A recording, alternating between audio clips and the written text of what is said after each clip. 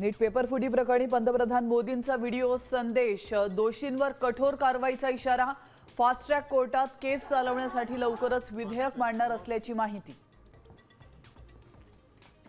सोनम वांगचुक यांनी 26व्या दिवशी सोडलं उपोषण। जेपी नड्डांनी रात्री 12:30 वाजता मेदांतात पाजला ज्यूस। धर्मेंद्र प्रधानांच्या राजीनाम्यासाठी उपोषणावर होते।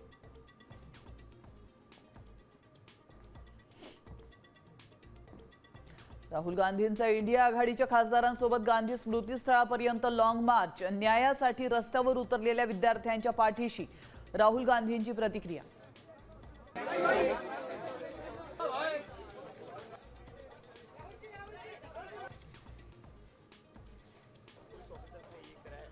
कॉकरोच जनता पार्टीची आज देशव्यापी आंदोलनाची हाक। गावागावात शहरात शांतिपूर्ण आंदोलन करण्याचं आवाहन।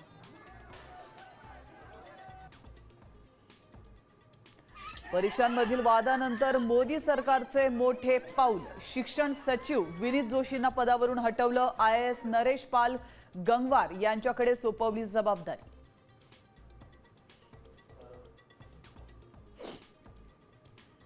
अपयश आलं तरी चालतं, मात्र गैरमार्ग स्वीकारणं योग्य नाही। सचिन तेंडुलकरची वडिलांची शिकवण सांगत विद्यार्थी आंदोलनावर पोस्ट।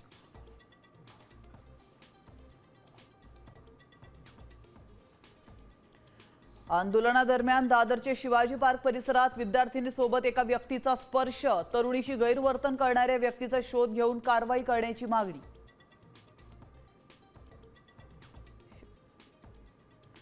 पालघर जिल्ह्याला आज मुसळधार पावसाचा इशारा। शाळा महाविद्यालयांना सुट्टी जाहीर। तर नाशिकमध्येही अलर्ट। गोदावरी नदी धोक्याची पातळी ओलांडण्याची शक्यता।